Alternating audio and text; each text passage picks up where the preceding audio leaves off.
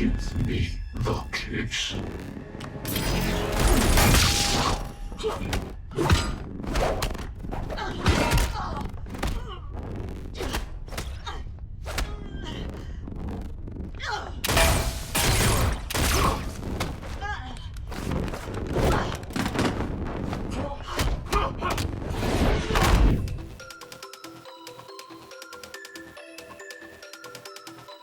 Well, when they said we need someone who's going to come right at the end and she's the admiral, it has to be someone that we all go, oh, wow. Right away, Jamie Lee Curtis, yeah? No brainer.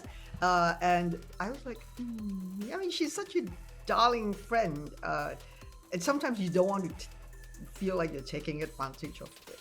But her best friend, her manager, turned around and said, yeah, take advantage of it, call her.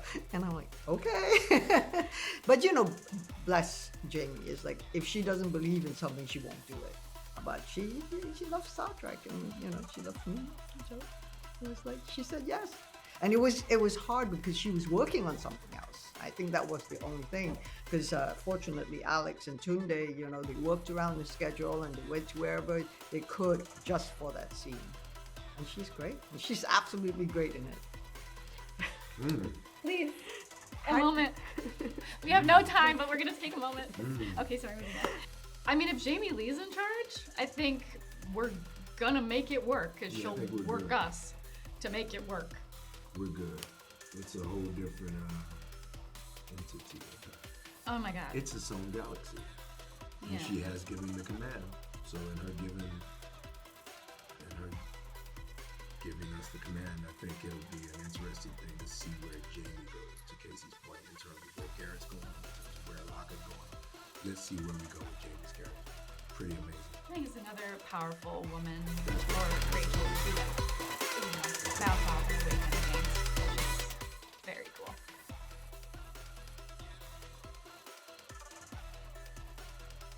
I think that was the main thing with Tunde, my director, and the way Glenn shot movement.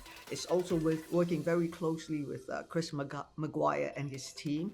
We worked together in Discovery before, so we know each other. We understand the way we move, the way we think. So there's no ego with us. It's like they tell me what to do and I'll do it. And then if I'm not sure, we'll discuss how we can revisit things.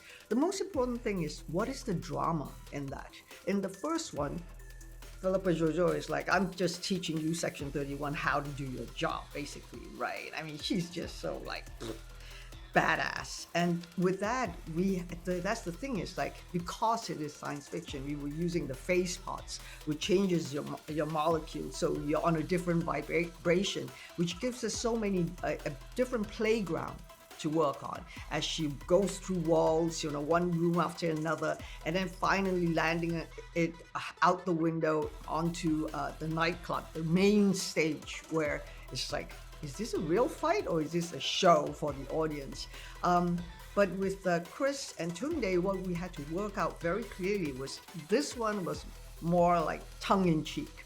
Right? It was showing all the different weapons that she had, she has the shield. When she does that, you can punch her, but it doesn't get through. And then it's the same with him, because obviously this Masked Raider was a formidable opponent. So that we had to show that they were equal and they could fight each other, but it was not a kill or be killed, because he just wants whatever she's holding.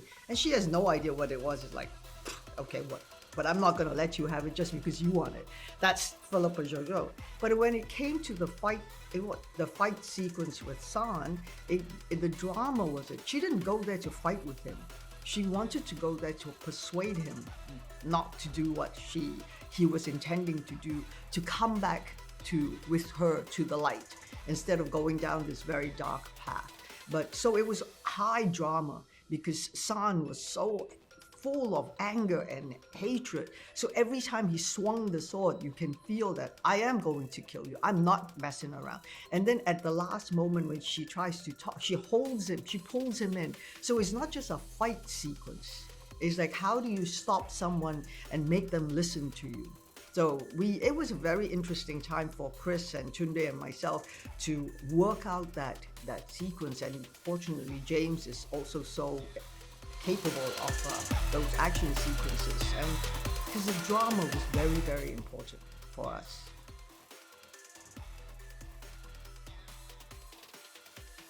I think it was great fun. I think I had the time of my life. I mean, not only am I just playing one person, there's technically 3 personalities.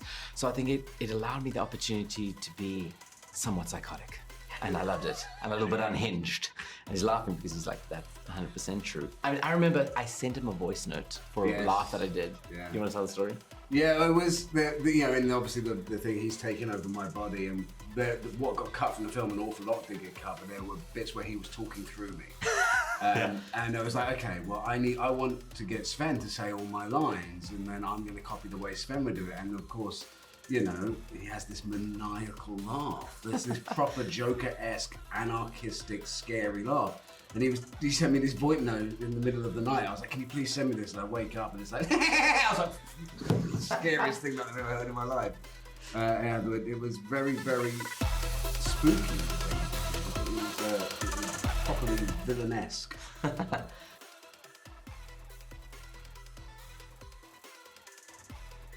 Oh yeah, we all. Hell yeah. I think we can speak for the whole cast. Heck yeah. I want to your point about the eugenics wars and the moment where I speak about, Alok speaks about that. I want more. Alok's still a mystery even to the person who played him. So that Alok, I think, is so much to unlock.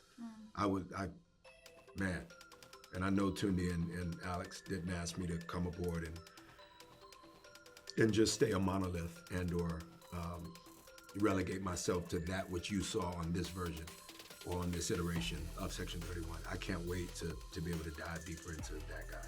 But I know the whole cast wants to come back. Yeah.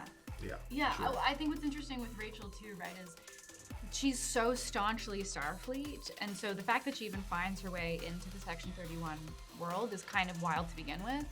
And the journey that she then goes on in the film is such like a wild discovery for her. So I'm curious about who sort of plucked her from Starfleet and put her in Section 31. Why? What did they see?